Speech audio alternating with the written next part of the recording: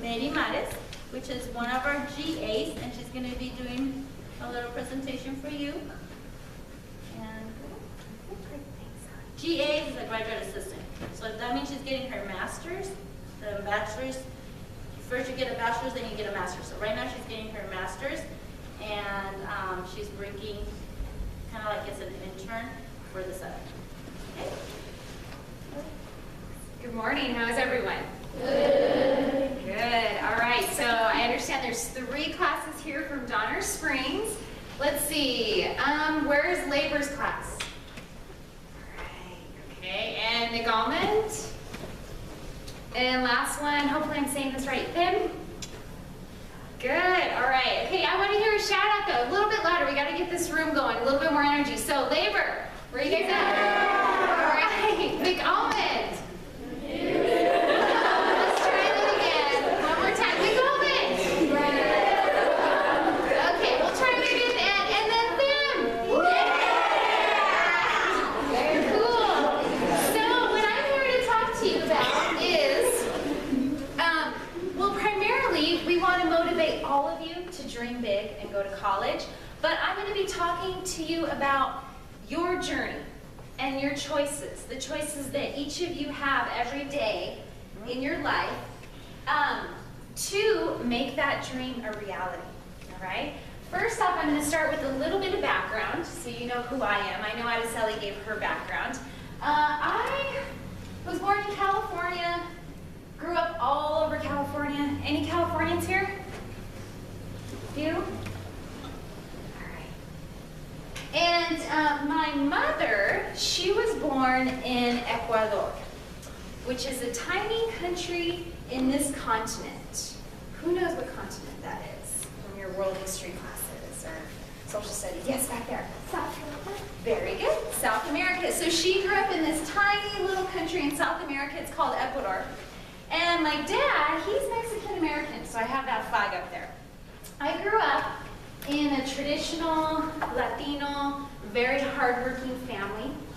Like I said, we grew up all over California. We moved a lot. I can tell you several places that we lived, but I won't bore you with that. And I spent most of my weekends helping my mom out. My mom was a house cleaner, okay? So my brother and I, we would go, and this is usually the routine.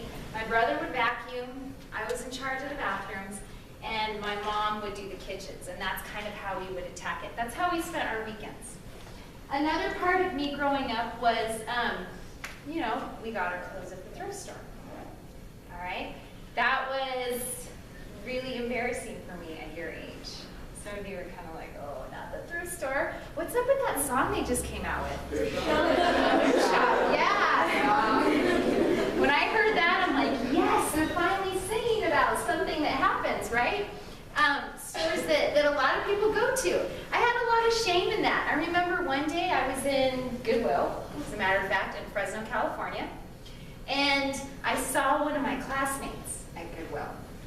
I was so embarrassed. So like I hid behind, you know, a clothing rack, and you know, my mom was like, what are you doing? What are you doing? I'm like, I don't want her to see me. I don't want her to see me. Little did I know that she was in there too, right? Like, why was I embarrassed?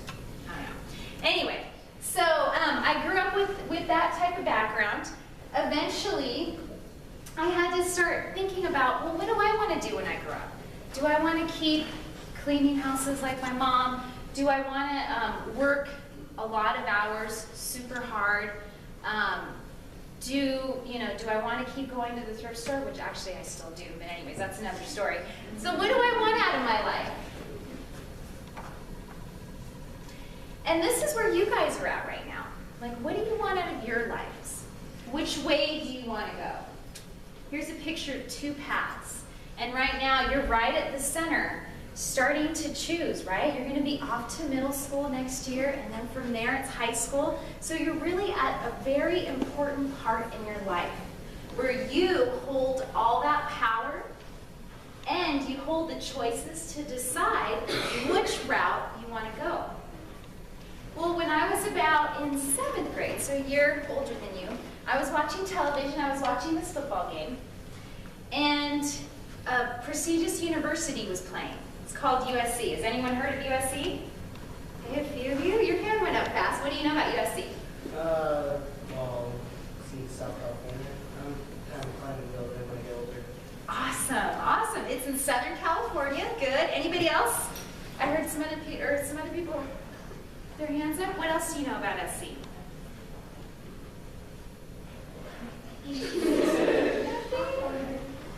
All right. Very good. What was your name? Alex. So Alex said that correctly. It is. It's in Southern California.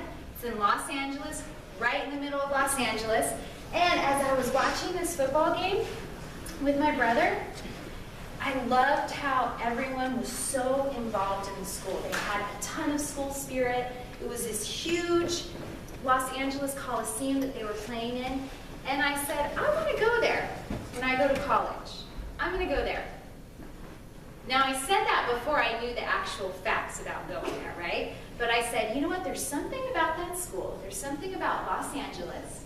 I was in Central California at the time, and I want to go there.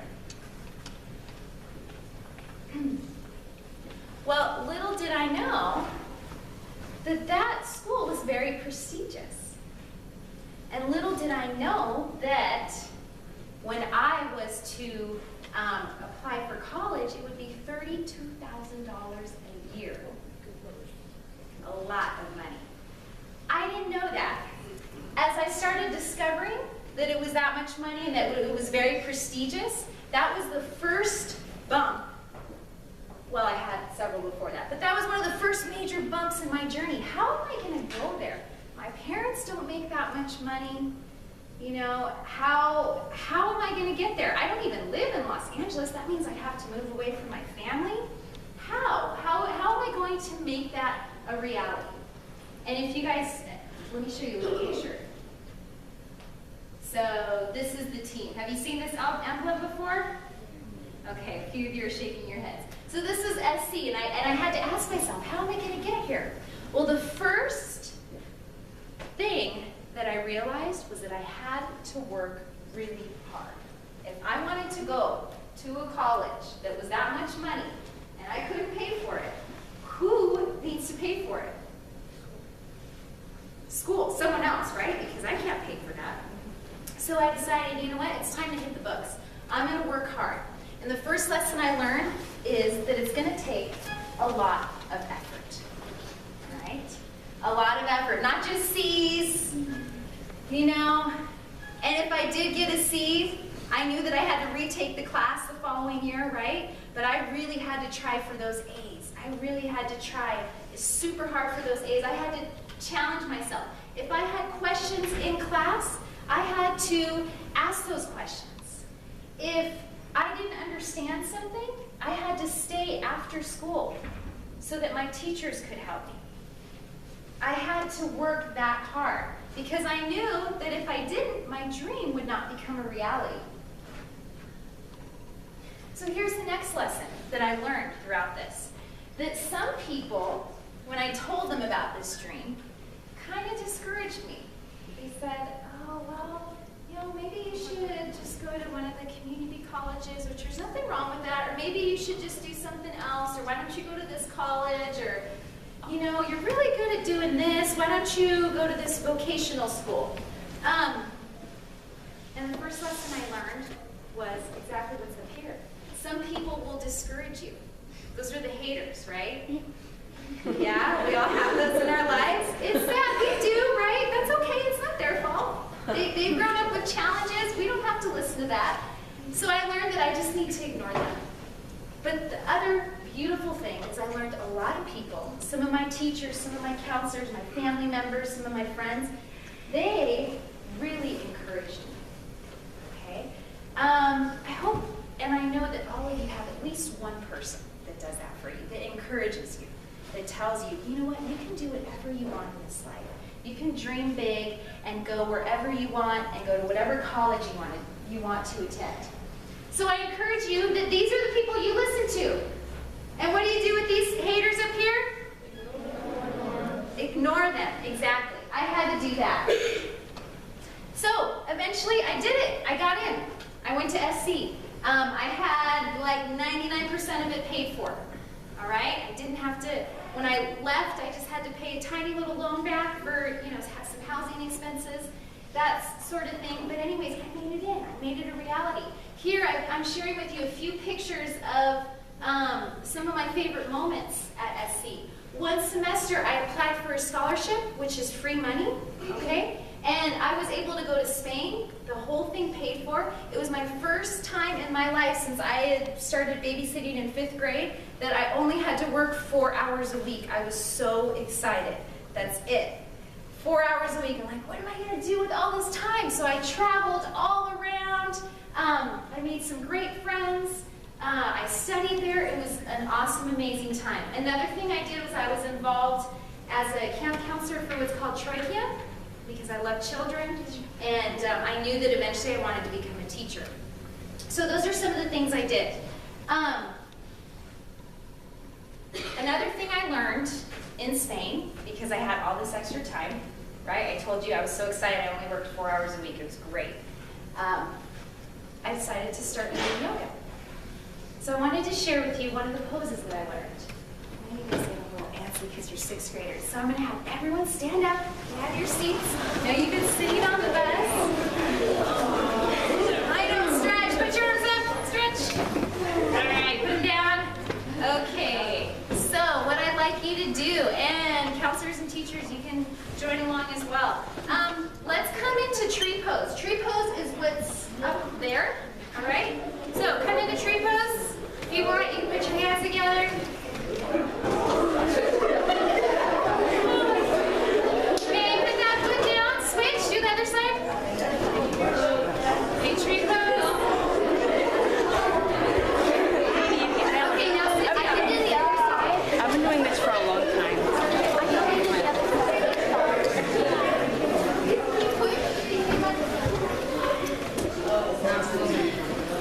So like I said, that was one of the things that I enjoyed in Spain and one of the things that I learned.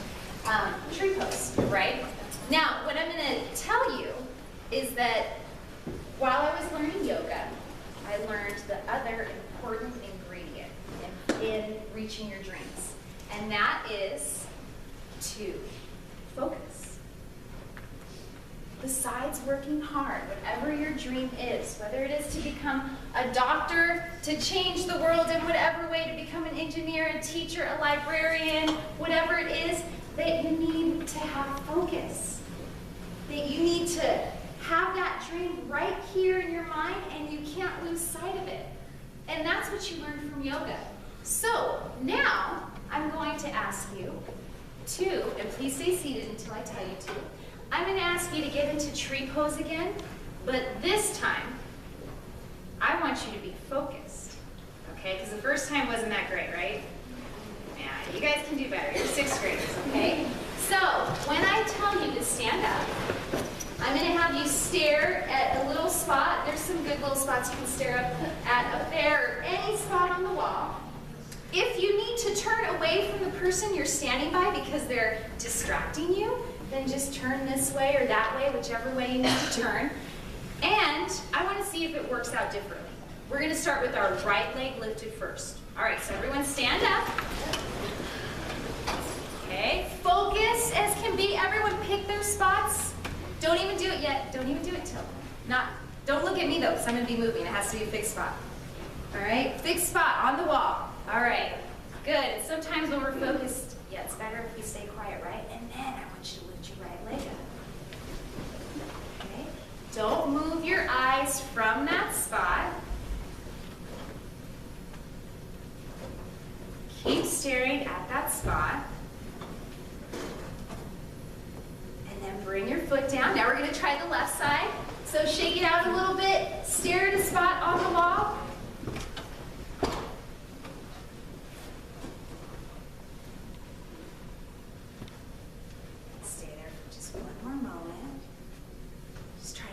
All the distractions, block out those distractions, and then bring it back down. Take a seat.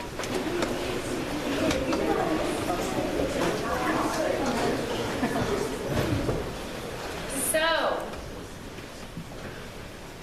which tree was better, the first or the second? Uh-oh, I hear some of you saying the first. Some of you, maybe your first was was better. I'm not going to argue with that. Majority, would you guys say second? Yeah. Second, all right? So in that, you saw that when you really focus, that you can do a lot better. The first time I heard a lot of talking and you're wobbling and kind of jumping. And the second time, as a whole, for the majority of you were focused and you did a lot better job at it. So these two things, these two ingredients I learned, that you need to have effort, that you need to focus to conquer your dreams, to get where you want to be in life. But I'm here to also tell you that even if you think you have the formula together, like, oh, all I have to do is work hard, all I have to do is be focused, I'm good, get good grades, I'll get to be whatever I want to be when I grow up, is that there's always other challenges. There's always other bumps. There's always other mountain peaks that you have to climb up on top of. Sometimes there's going to be big ditches, right, that you fall into for a while. And sometimes it's cool. You're just kind of chilling, just coasting, just like that, right? But there's always going to be things that happen in your life that make you question, that make you wonder, am I on the right path? Can I do this? This is really hard. I don't think I can do this, right? Those questions that come up in your mind. Another challenge came up. When I was studying in Spain, I decided that I was going to walk across Spain. Why not, right? Does anybody know how many miles that is? Who wants to guess? 10,000. Less, it's in the hundreds. 10,000. Yeah, back there. 125? More. 150? Oh, I'm taking hands that are raised, please. Because there's a lot of you here. Yes. 400? Super close. A little bit higher. Yes. In between 4 and 500? 450. There you go. All right. So here was my next challenge. I decided, I was like, okay, I'm in Spain. Remember I told you I only had to work 4 hours a week, right? And then after that I had a month off because it was all paid for. I'm like, why not? I'm going to walk across Spain. Guess what? I had people who... No, nobody walked with me. Exactly. I had some people that discouraged me. They're like, you're crazy. No, you shouldn't do this. It's not a good idea. You can't do that. You're not physically fit enough. You're not this. You're not that. You shouldn't do it. So I had the haters. And this time I had only like maybe 1 or 2 people that were like, yeah, you should do it. Go for it. Go for it. Nobody went with you? No, nobody went with me. I went by myself. So this was my next challenge. And I did it. I walked for 26 days by myself. I never thought I could do something like that. Ever. I wasn't the star athlete in my high school. I wasn't, I guess I wasn't what you would call someone that would do something like this, right? We all have our stereotypes. Like nobody would have thought, oh, Eddie can do something like that. But you know what? I challenged myself, and I did it for 26 days. So now, at the end of my stay in Spain, a year later, this is a picture of my husband and I. Back then he was my boyfriend. With a lot of, and I'm going to point at those words, effort and focus, I was the first one in my family to graduate from college. So here's a picture of that. I was really happy that day. It was the first time that anything like that had happened in our family. So my family was there to support me, and I made my dream come true. So now, let me tell you, a couple minutes here. It's been 10 years since then. A lot of things have happened. I've encountered so many more bumps, so many more ditches, mountain peaks that I've had to climb through, that I've had to sometimes stay in for a while, find my way out of it. Oops. Now, as Sally said, I'm getting my master's, which is right after you go to college for 4 years. You continue on for another 2 or 3 years to get your master's, to get more education, to become a school counselor, because that's what I've always wanted to do. It just took me a little bit longer because I had children in between and so forth. But that's where I am now. And I'm here to tell you that the journey never ends. And it's your choice on what you want to do on that journey. Now what I'd like you to